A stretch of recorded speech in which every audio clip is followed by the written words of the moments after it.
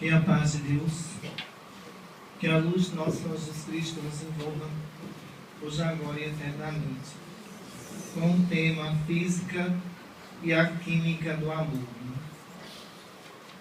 Quem já não amou aqui dentro? Quem já não sofreu por amor? E quem já não se decepcionou também por amor? Se eu pedisse para que todos levantassem a mão, todos eram unânimes. Todos levantariam a mão. Porque, de qualquer forma, todos tentam compreender a física e a química do amor em espíritos comprometidos com a justiça divina. Mas como esses pontos de vista são complexos nesses espíritos?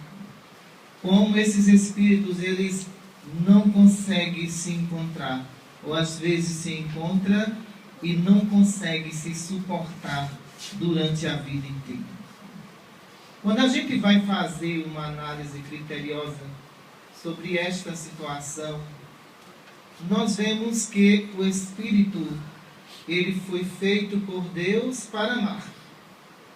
Ele foi feito por Deus para perdoar. Ele foi feito por Deus, acima de tudo, para suportar as suas provas e expiações, desde o momento que ele procura trilhar na trilha do mal. Quando a gente vai ver o efeito de todos esses problemas conjugais, de todos esses problemas de convivência doméstica, observamos primeiramente que existe aí uma grande reação energética, desde o momento do encontro e a partir dali o momento da própria convivência. Para nós iniciarmos esse assunto, nós teríamos primeiro de mergulhar num preparo reencarnatório que muito espírito tem antes de habitar a Terra. O encontro desses espíritos, de mentes que muitas vezes faliram no casamento, ou que muitas vezes traíram na convivência conjugal, mas que através da lei de afinidade, de costume, de pensamentos, esses espíritos irão se unir mais uma vez para voltar a um planeta de expiação e prova. Nesses encontros em mundos ainda em condições desfavoráveis, ou colônia de reconciliação dos casais que ali estão, para uma nova jornada num planeta de expiação e prova. Percebemos que as promessas são inúmeras e que muitas vezes as juras de amor ultrapassam todo o limite até no sofrimento que eles vão enfrentar. Sabem perfeitamente que nessa jornada eles poderão falir, como poderão entrar na própria glória de vencer todas as suas expiações e prova no mundo que eles vão habitar. O mais interessante disso tudo, que antes de vocês se encontrar aqui, vocês já se encontraram em algum canto. Imaginem vocês. Se encontraram e foram unidos por forças energéticas que atraíram um ao outro. Não diz que sempre o oposto, né, é contrário àquilo que ele quer, entendeu? Ou que forças opostas se atraem. Então, a gente observa que muitas vezes as dívidas atraem as dívidas. Os que estão ali, todos os dois, estão na mesma condição evolutiva, na mesma condição de teimosia, porque eu nunca vi um casal que pareceu tanto um como o outro. Até agora eu nunca vi. Que se parecem, viu? Olha, se reclamam, se queixam, mas quando a gente vai observar o perfil de personalidade de um casal, é idêntico. Tem diferença nenhuma. Traços de personalidade que nós observamos que não foge, às vezes, nenhum ponto, nenhuma vírgula. Eu não sei porque um suporta o outro. Porque os traços de personalidade são a mesma. Não foge a essa realidade, não. Então, vamos lá. A partir do momento que a gente observa que no primeiro encontro que há entre aquela pessoa, alguns dizem, eu tenho amor à primeira vista.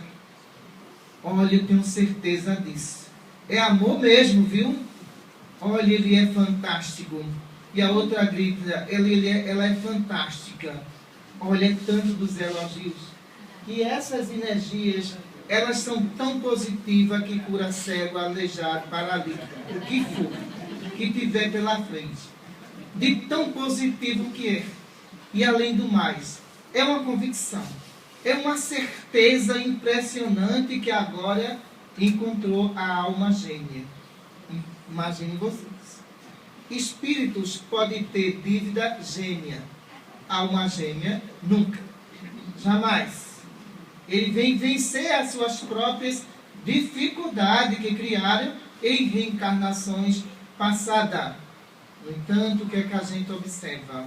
Aquele encontro onde o coração disparou, onde a temperatura caiu, vem problema à vista. Tenha certeza disso. Esse estado emocional, né, e até químico e físico, que acontece naquele exato momento, que mexe com todas as estruturas hormonais, imagine você. Todos os hormônios entram em atividade. Até a córnea se modifica.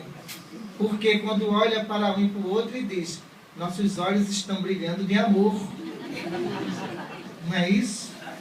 Vocês passaram por isso, né? Vão passar também por isso. Então se modifica-se totalmente aquela estrutura. É uma estrutura onde todos dois têm que ser atraídos.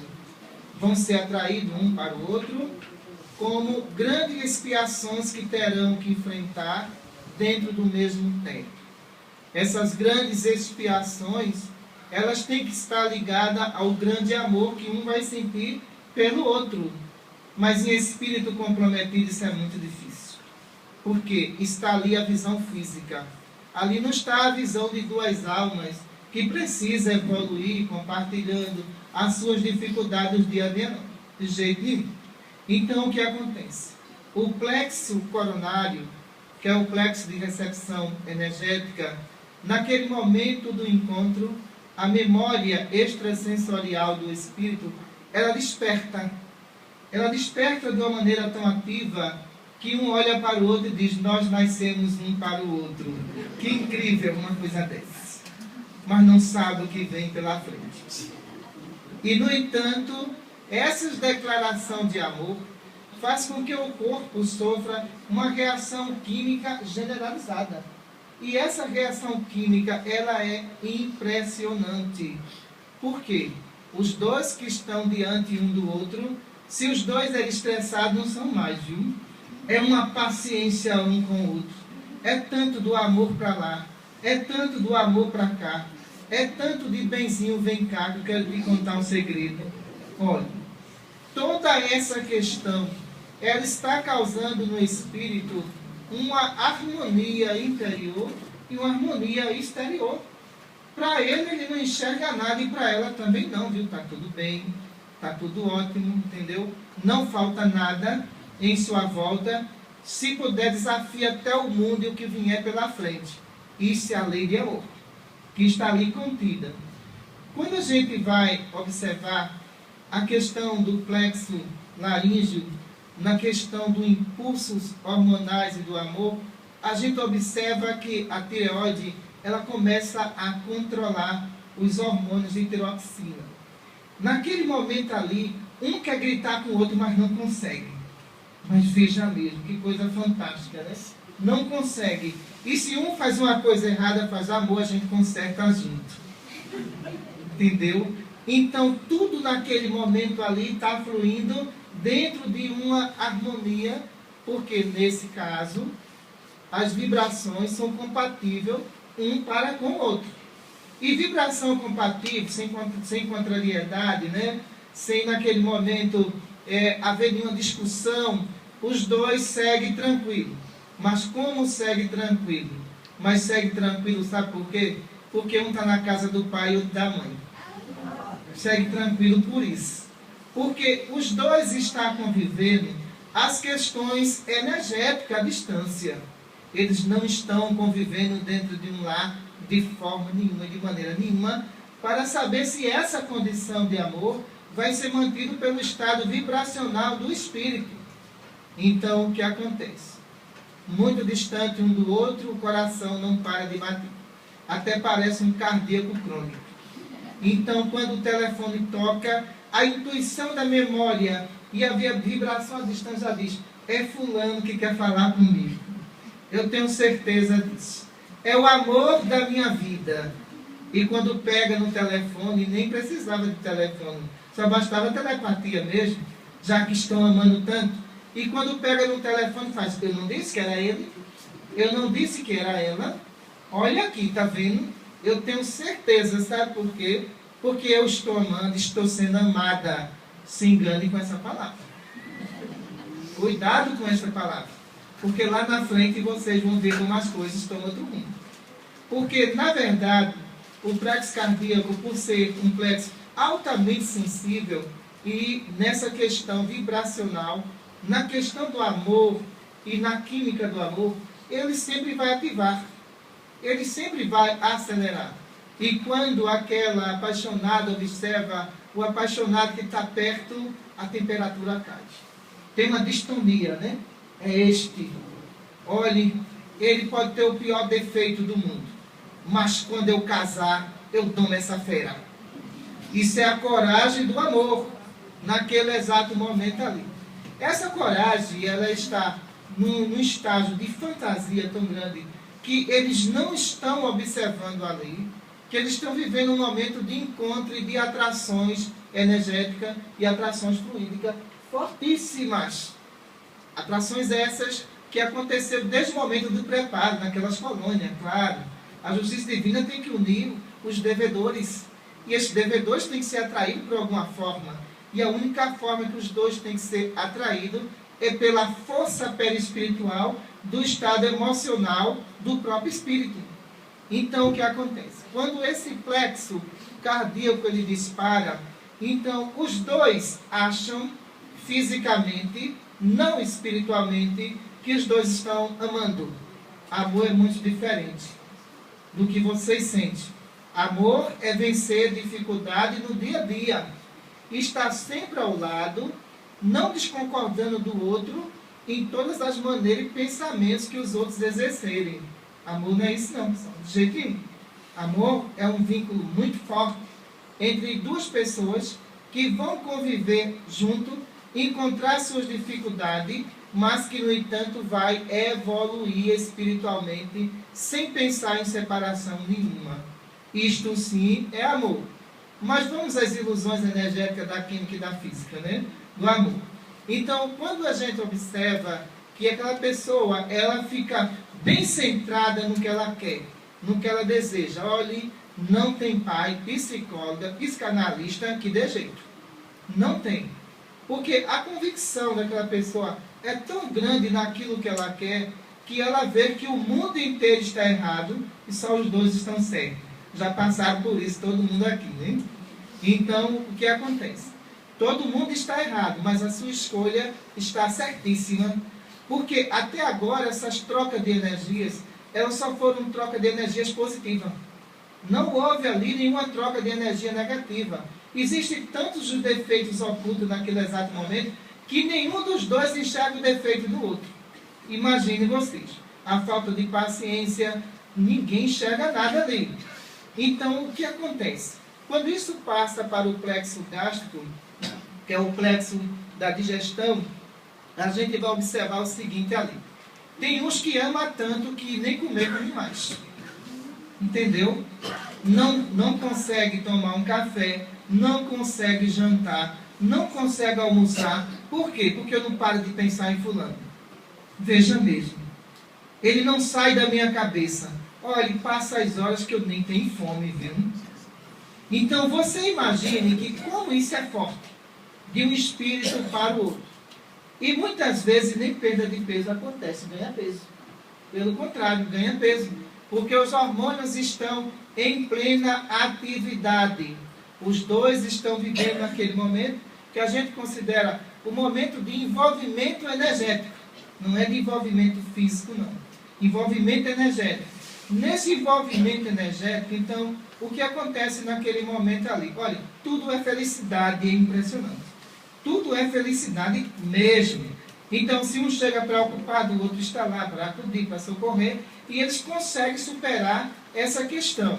Então, a gente vai observar que a distância entre um e outro faz com que eles desconheçam as funções energéticas negativas.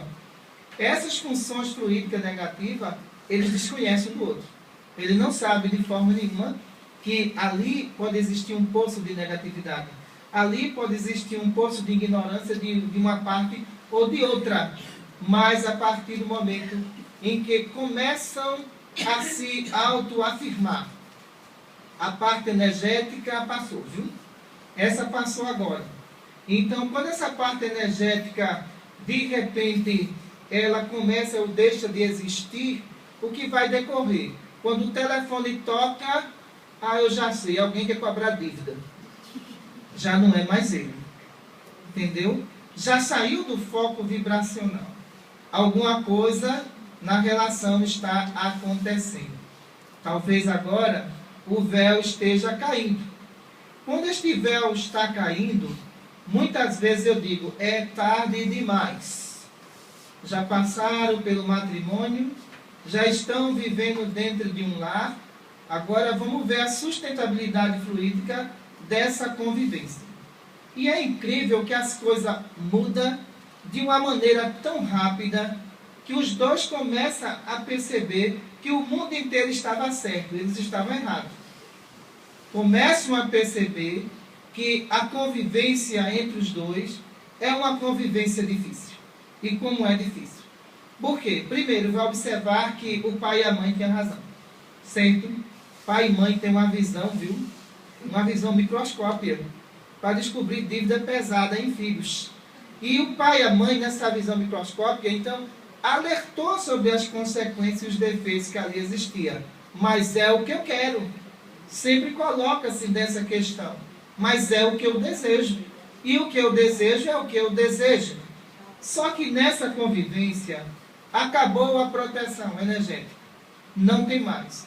Os dois, na verdade, agora, têm um campo magnético negativo que envolve todos os dois e que, na verdade, este amor não é um amor missionário que se pensa, é um amor de expiação e prova, dificílimo, que vão ter que suportar todas as consequências que praticaram em vidas passadas em convivência doméstica. Aí começa a grande questão. Olha, eu não sabia que ela dava chapinha, mas ela sempre dava para lhe ver. E por que você está dizendo agora que não sabia? Aquilo que o amor encobria, agora, ele está começando a revelar coisas que ele não percebia pelo sistema energético positivo que os dois criaram. Mas eu não sabia que ela gastava tanto. Se eu soubesse, eu desistia na mesma hora. Na porta da igreja, já vá, só que eu não vou não. Eu desisto a partir de agora. Então, quando se começa a observar tudo isso, e não se tem um freio sobre essa questão, cada vez mais a relação vai ficando mais comprometida. E muito mais comprometida a cada ano. Quando se observa que aquele rapaz que conversava muito, aquele rapaz que passeava muito, aquele rapaz que gostava de sorrir, agora não dá um sorriso, mas dentro de casa. Entendeu? Simplesmente olha para a sua amada que está ali e pergunta a ela, já fez o almoço? Já lavou a casa? Já lavou minha roupa? Observe bem a direção que tudo tomou. Veja como tudo mudou de repente. E aquela pessoa que está ali diz, por que você não vai fazer? Eu não casei para ser sua empregada. Entendeu? Se você quiser uma empregada, contrate uma. A gente vai ter que observar que numa relação, a gente vai ter que perceber que alguém vai ter que ceder. Alguém vai ter que parar um pouco para raciocinar e saber aonde estão errando e por que estão errando. Mas, na verdade, você acha que de dois espíritos teimosos vai sair algum diálogo? Não vai de jeito nenhum. Porque os dois viveram a fantasia da energia positiva, agora estão se encontrando na fantasia das energias negativas, onde todo um processo químico orgânico vai começar a existir agora. aquele estado emocional que a gente falou, que o coração disparava positivo, os hormônios adrenalina disparavam o estado emocional. A pessoa se sentia feliz diante da outra. Agora o que acontece? A adrenalina ela funciona de uma maneira contra o próprio organismo daquela pessoa. Quando aquela pessoa está dentro de casa, a adrenalina dispara, a pressão arterial vai junto. Porque aquela pessoa está começando a perceber-se que para se viver na Terra, para se viver dentro de um matrimônio, é preciso que se tenha os impulsos energéticos da alma, para que os dois sobrevivam dentro de uma relação. Esses impulsos deixam de acontecer a partir do momento em que observa-se que aquela pessoa não estava à procura de uma alma nobre, estava à procura de um corpo perfeito. A verdade é essa. Como muito homem se engana, viu? Como muita mulher se engana, viu? O chamado sarado é complicado, viu? E como é complicado? Porque o sarado nunca cicatriza. Sempre ele está lá com seus problemas. E, na verdade, esta visão da perfeição física é o que mais atrapalha as uniões conjugais. Porque começa-se os dois pesos. Esses impulsos deixam de acontecer a partir do momento em que observa-se que aquela pessoa não estava à procura de uma alma nobre, estava à procura de um corpo perfeito. A verdade é essa. Como muito homem se engana, viu?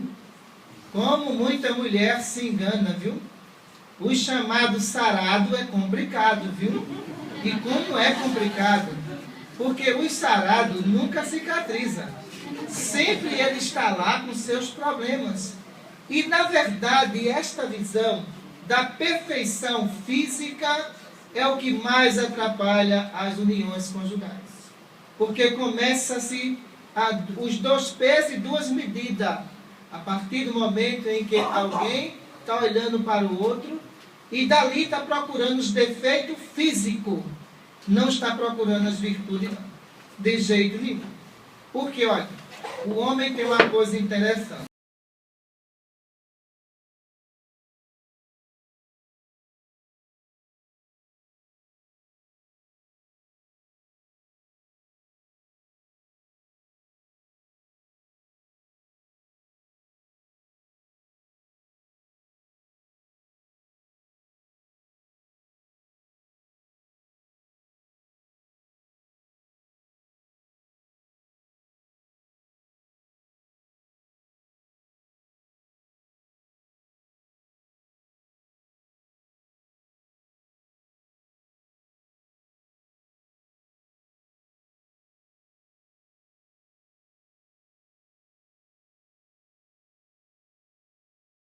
Gestação. Porque a partir da primeira gestação, os adoradores de corpos ainda têm a tolerância. Não é isso? Aquilo que era energético agora se tornou físico. As modificações físicas que vai acontecer com o homem e que vai acontecer com a mulher. E daí? Todo mundo vai ficar velho e todo mundo um dia vai ficar barrigudinho. Não tem nenhum problema. Mas o problema da questão visual do sexo masculino é impressionante. Então, mesmo que a esposa ela não perceba, mas o homem ele é muito rápido no olhar. Ele olha em 10 segundos e condena em 10 segundos. Imediato.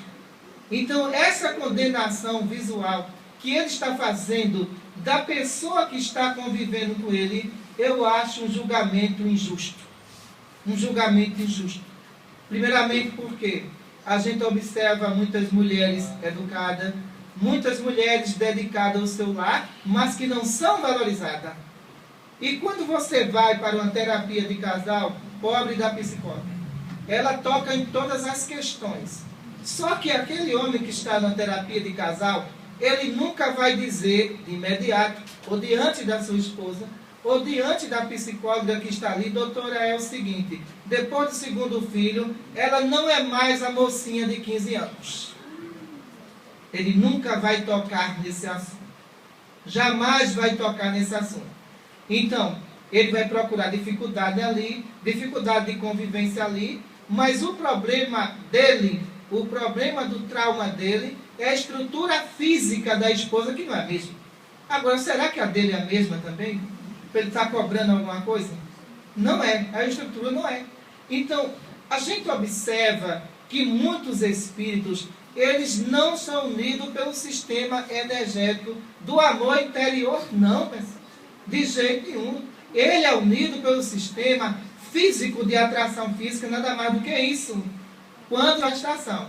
Porque a partir da primeira gestação, os adoradores de corpos ainda têm a tolerância. Não é isso? Aquilo que era energético agora se tornou físico. As modificações físicas que vai acontecer com o homem e que vai acontecer com a mulher. E daí? Todo mundo vai ficar velho e todo mundo um dia vai ficar barrigudinho. Não tem nenhum problema. Mas o problema da questão visual do sexo masculino é impressionante. Então, mesmo que a esposa ela não perceba, mas o homem ele é muito rápido no olhar. Ele olha em 10 segundos e condena em 10 segundos. Imediato.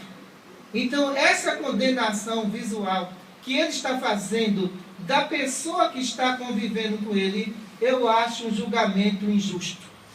Um julgamento injusto.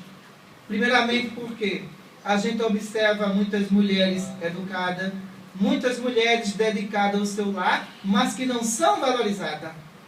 E quando você vai para uma terapia de casal, pobre da psicóloga, ela toca em todas as questões.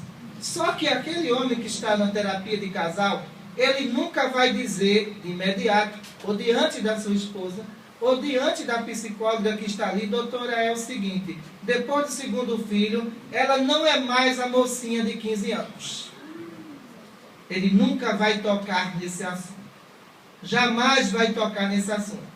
Então, ele vai procurar dificuldade ali, dificuldade de convivência ali, mas o problema dele, o problema do trauma dele, é a estrutura física da esposa, que não é a mesma. Agora, será que a dele é a mesma também? Ele está cobrando alguma coisa? Não é, a estrutura não é. Então, a gente observa que muitos espíritos, eles não são unidos pelo sistema energético do amor interior, não.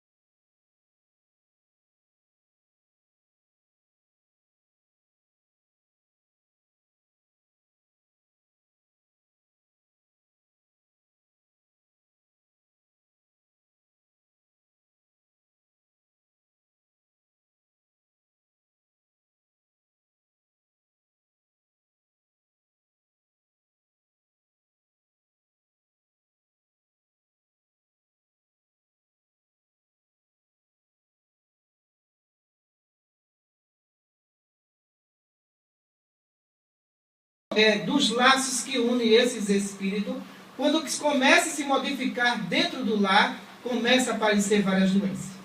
E como começa? Aquilo que era positivo vai se transformar agora em depressão, porque, na verdade, o seu lar é o berço de convivência.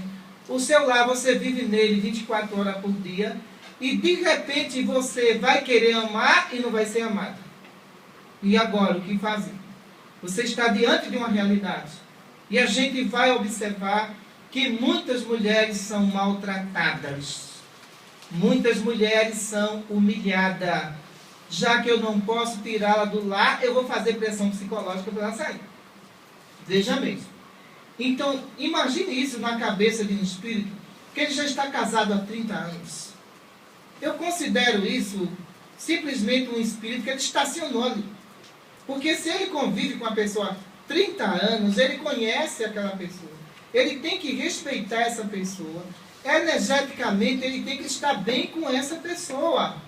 Agora, do que adianta viver dentro de um teto, pensando nos recursos materiais, que aquele casamento está sustentando, porque eu não saio primeiro, porque quem sair primeiro perde todos os direitos diante da justiça. Então eu vou ficar.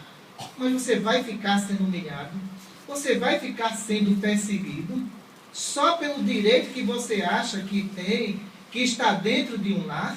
Não seria melhor você reconstruir sua vida, ou ela reconstruir a sua própria vida e seguir o seu destino?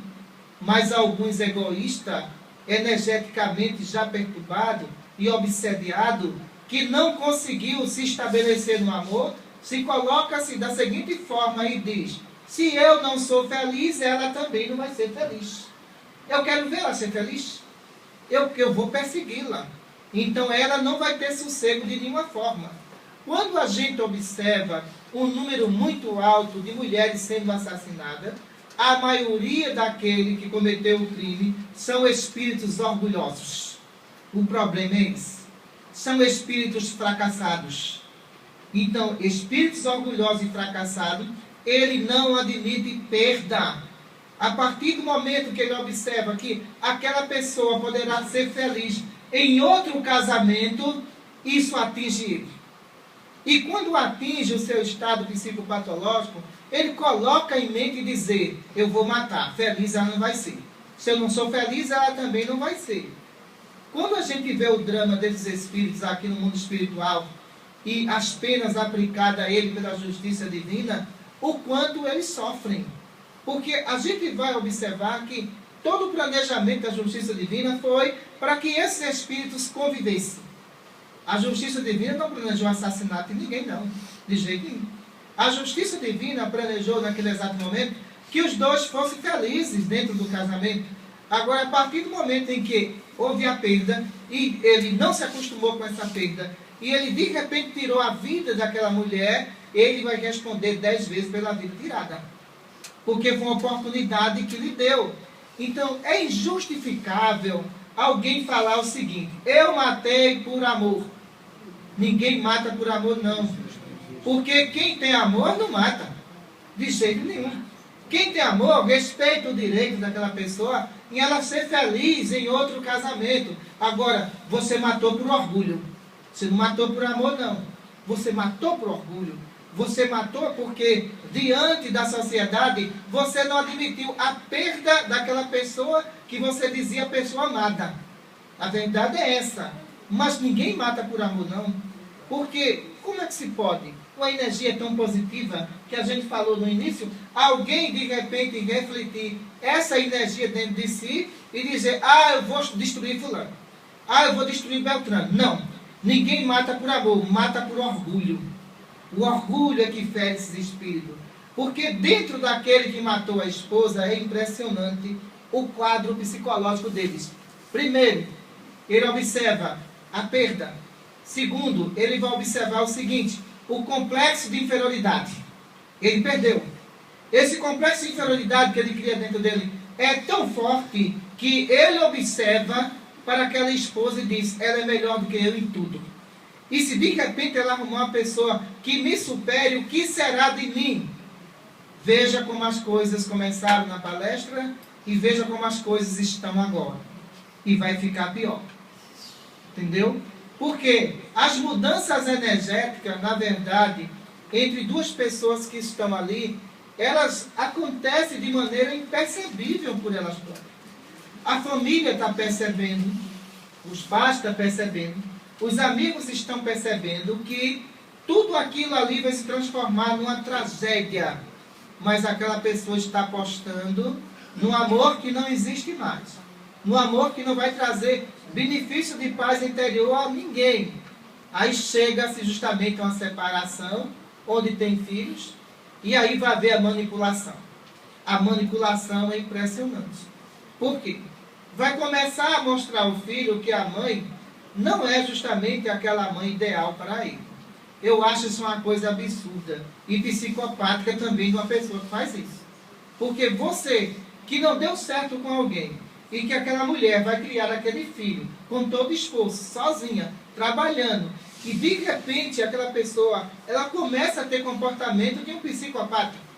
Pegar uma criança de 5 anos para jogar contra a mãe, onde você não vive mais com a mãe, onde você teria que seguir a sua vida, a sua postura de equilibrado, mas não, eu quero passar 15 dias com a criança. Ah não, a gente vai ter que dividir os dias. Mas tudo começou tão belo, tão maravilhoso, porque agora está assim. Então, quando a gente vê cenas como essa, a gente observa que aquela pessoa não é normal. Ela não tem nenhum traço de uma pessoa normal. Porque a indução, a própria criança que está ali, ele está produzindo um ser inferior que futuramente vai atacá-lo. Ele não está só atacando a mãe, ele está produzindo uma mente criminosa. Porque a partir do momento que ele diz que a mãe é isso, a mãe é aquilo, que a mãe não cuida da criança, que a mãe não tem higiene, sem ela ser nada disso, a criança com 5 anos absorve a informação. E como absorve? Essa criança vai crescer. E quando esta criança crescer, ele vai observar que a mãe dele não era nada do que o pai falava. E agora? Ele vai ter o inimigo número 1, que é o próprio filho. Então, olha, dá muito bem para as pessoas que não chegaram à felicidade no matrimônio, elas conviverem uma distante da outra, ajudando a outra. Afinal, nós estamos num progresso espiritual, nós estamos dentro de um progresso social. Se de repente a gente pensa que acabou o amor, acabou o casamento, agora eu vou acabar com todos que estão na minha frente, é um psicopata, uma pessoa dessa. Uma pessoa dessa não pode se dizer que é normal. Porque quando estava envolvido por campos energéticos positivos, tudo não fluía bem. Mas existem, infelizmente, mulheres que são teimosas. Existem mulheres que elas estão vendo todos os erros na frente. Mas o que acontece? A fantasia da igreja, a fantasia do padre, a fantasia do casamento, da realização social como satisfação do próprio destino que ela está dando à vida dela. Cresci, me formei, só falta uma coisa agora para a sociedade, eu me casar. Veja bem, pessoal, vamos ter calma, não é assim não. Então, você pode crescer, você pode se formar, você pode ter uma estrutura material, entendeu? E depois você faça a sua escolha correta. Mas faça mesmo. Agora, existem erros que são visíveis no primeiro encontro, mas existem mulheres teimosas, que não querem admitir de forma nenhuma, que sabem perfeitamente que ali está uma pessoa que não compreendia o pai, que não compreendia a mãe. Olha, todo filho que ele não compreende pai e mãe será um péssimo esposo. Isso é verdade. Mas será um péssimo esposo mesmo. Daqueles que você vai dizer o seguinte: eu vou chegar em casa de 2 da manhã e sair de 3 da manhã para trabalhar, que eu não quero nem ver a cara dele. Mas você não está vendo isso? Você não está visualizando todos esses dramas? Você não está vendo o defeito que aquela pessoa tem? De repente você agrava a sua trajetória reencarnatória pela própria teimosia que a pessoa tem. Eu sempre digo o seguinte: o ser encarnado, ele ama de cabeça para baixo, feito morcego. Eu sempre digo isso. Porque ele está vendo que está tudo errado. Mas ele bota na cabeça que está certo. Mas como criatura que está certo?